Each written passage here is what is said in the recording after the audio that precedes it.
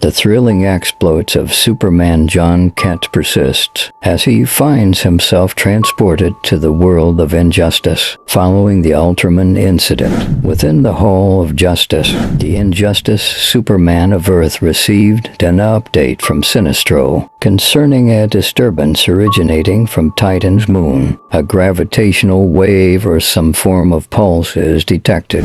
Jon Kent is still unfamiliar with the realities of this world, and he felt perplexed as Clark considered Sinestro a friend. In order to provide clarity, Superman and Cyborg reassured Jon of Sinestro's past reliability to them. After expressing his gratitude for Jon's presence, Clark and his team departed from the Hall of Justice. In Jon's contemplation, he believed that this world, the Justice League, and even his own father were all missteps. He yearned to return home, yet felt compelled to remain in the current state of this world. Suddenly, Jon noticed the presence of Lex Luthor and became intrigued by his intentions. Meanwhile, beneath the Earth's surface, within Batman's Insurgency underground base, Lex Luthor made his entrance to inform Batman and his team about Superman's investigation on Titan's moon.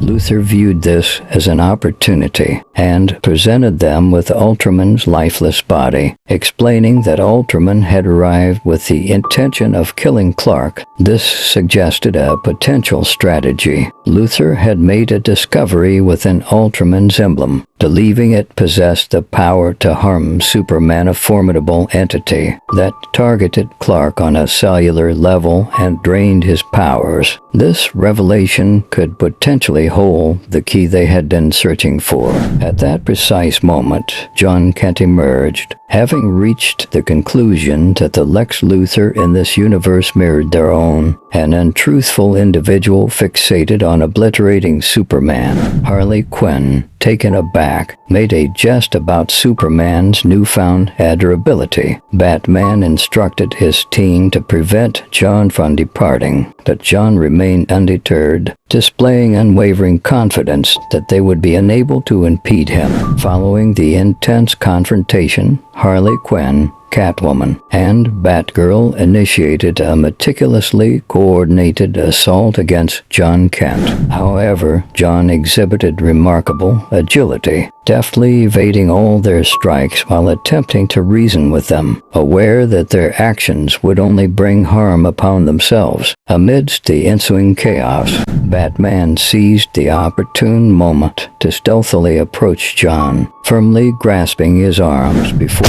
forcefully slamming him onto the ground. Jon found himself both astounded by their formidable strength and bewildered by their overwhelming power. To ensure Jon's capture, Catwoman, Harley Quinn, and Batgirl pinned him down, while Batman prepared to deliver a decisive blow directly to Jon's visage. Yet, much to everyone's surprise, this did not mark his downfall. Jon's body began emitting a radiant glow, leaving Catwoman and Harley Quinn utterly astonished by this unforeseen turn of events. Consumed by fury, Jon confronted Batman, criticizing him for his propensity to pass judgment without truly listening. Suddenly, Jon's body surged with an overwhelming surge of energy, triggering a potent explosion, and used this energy to send Batman, Harley Quinn, and Catwoman hurtling through the air. Just as Batgirl was poised to retaliate against Jon, he managed to halt her advance by addressing her by her familiar nickname, Babs. Confused, Batgirl momentarily lost her bearings and inquired as to how Jon was acquainted with her name. Jon explained that he knew her from his own world, where Nightwing served as his mentor and where a profound bond of friendship united them all. He reassured Batgirl that she and Dick were content and fulfilled. Jon further expressed his earnest desire to refrain from causing harm to anyone, including Batman, and instead sought to comprehend the circumstances of this world and extend his aid, if deemed feasible.